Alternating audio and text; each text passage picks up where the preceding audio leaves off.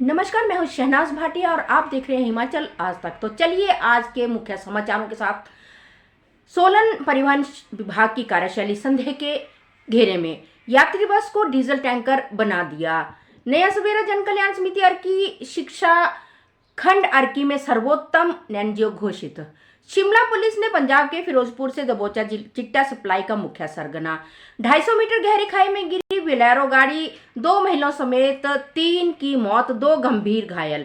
शिमला में गहरी खाई में मिला 2 दिनों से लापता महिला का शव, इलाके में फैली सनसनी। दिल्ली पुलिस की कार्रवाई पर भड़के हिमाचल कांग्रेस अध्यक्ष, कहा युवाओं की आवाज नहीं दबेगी। हिमाचल में 39 नई पंचायतें गठित, 3 चरणों में हो सकते हैं चुनाव। युमका कार्यकर्ता गिरफ्तारी मामले में दिल्ली के एसीपी समेत 20 पुलिसकर्मी नामजद। विरोध के स्वरों को लगा विराम, कुनिहार को नगर पंचायत बनाने की अधिसूचना जारी। 1 अप्रैल से 20% एथेनॉल मिक्स पेट्रोल अनिवार्य, पुरानी गाड़ियों के माइलेज पर असर संभव। अब खबरें विस्तार से। अर्की मुख्यालय स्थित उपमंडल कार्यालय में 6 महीने से लाखों रुपए की लागत से तैयार डीजल पंप डीजल की अनुपलब्धता के कारण अनुपयोगी हो रहा है। ज्ञात हो कि अर्की परिवहन सब डिपो में शिमला, सोलन, बिलासपुर, परमाणु, नालागढ़ डिपो की लगभग 25 से 30 बसें आती जाती हैं। समय पर डीजल की कमी ना हो, इसके लिए 6 महीने पहले डीजल पंप स्थापित किया गया था, लेकिन इसका उपयोग नहीं हो पा रहा है। डीजल की आपूर्ति के लिए सोलन से महीनों में लगभग 7 से 8 बार डीजल लाना पड़ता है, जो कि खतरनाक और अवैध भी है। वहीं आरएम सोलन सुरेंद्र राजपूत से बात करने पर उन्होंने बताया कि पंप चालू करने में फॉर्मेलिटी बहुत होती है और 2 सप्ताह के भीतर पंप चालू हो जाएगा। नया सवेरा जन कल्याण समिति अर्की को तहसील अर्की की शिक्षा खंड अर्की में सर्वोत्तम एनजीओ घोषित किया गया है। समिति को 13 मार्च 2026 को सोलन में होने वाले जिला स्तरीय सम्मान समारोह में सम्मानित किया जाएगा। समिति ने पिछले 8 वर्षों से क्षेत्र में युवाओं को खेल कूद गतिविधियों में बढ़ावा देने और नशे के खिलाफ मुहिम में आम जनमानस को जागरूक करने में अहम योगदान दिया है। शिमला पुलिस ने नशा माफिया के खिलाफ बड़ी कार्रवाई की है। पुलिस ने पंजाब के फिरोजपुर से चिट्टा सप्लायर के मुख्य सरगना हरदीप सिंह को गिरफ्तार किया है, जो वर्चुअल नंबरों के जरिए इस सिंडिकेट को चला रहा था। इस मामले में अब तक 7 आरोपियों को गिरफ्तार किया जा चुका है, जिसमें 4 स्थानीय तस्कर भी शामिल है। शिमला जिले में रामपुर उपमंडल में एक भयानक सड़क हादसा हुआ है। एक बोलेरो कैंपस गाड़ी 250 मीटर गहरी खाई में गिर गई, जिसमें 2 महिलाओं समेत 3 लोगों की मौत हो गई और 2 लोग गंभीर रूप से घायल हो गए। मृतकों की पहचान कपिल देव, पुष्पा देवी और उर्मिला देवी के रूप में हुई है। घायलों का इलाज चल रहा है। शिमला जिले के रामपुर शहर उपमंडल में एक महिला का शव गहरी खाई में मिला है। महिला 2 दिनों से लापता थी। शव को निकालने के लिए एनडीआरएफ की टीम की मदद ली गई है। मृतका की पहचान कृष्णा देवी के रूप में हुई है। पुलिस जांच में जुटी है। पुलिस ने पोस्टमार्टम करवाकर शव को परिजनों को सौंप दिया है। हिमाचल कांग्रेस अध्यक्ष विनय कुमार ने दिल्ली पुलिस की कार्रवाई पर नाराजगी जताई है। उनका कहना है कि बिना सूचित किए कार्यकर्ताओं को पकड़ना राज्य के अधिकारों का उल्लंघन है।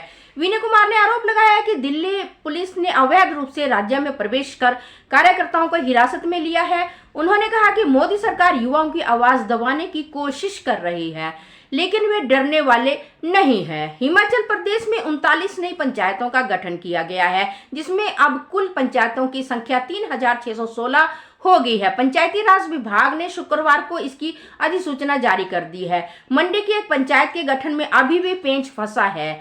अब इन पंचायतों का पुनर्सीमांकन किया जाएगा। 1 सप्ताह में इनकी सीमाएं तय की जाएगी। पंचायती राज संस्थाओं ने पंचायत चुनाव 3 चरणों में करवाने की तैयारी चल रही है। चुनाव में करीब 35,000 कर्मचारियों की ड्यूटी लगाई जाएगी, जबकि प्रदेश भर में लगभग 22,000 मतदान केंद्र स्थापित किए जाएंगे। सुप्रीम कोर्ट के आदेशानुसार राज्य सरकार को 31 मई से पहले चुनाव कराने हैं। दिल्ली पुलिस की कार्रवाई पर शिमला पुलिस ने एसीपी समेत 20 पुलिसकर्मियों के नामजद किया है। मामला चिड़गांव के एक होटल से युवा कांग्रेस के 3 कार्यकर्ताओं को बिना सूचना गिरफ्तार करने का है। शिमला पुलिस ने अज्ञात लोगों के खिलाफ एफआईआर दर्ज की है। अब आईपीएस अधिकारी अभिषेक जांच कर रहे हैं।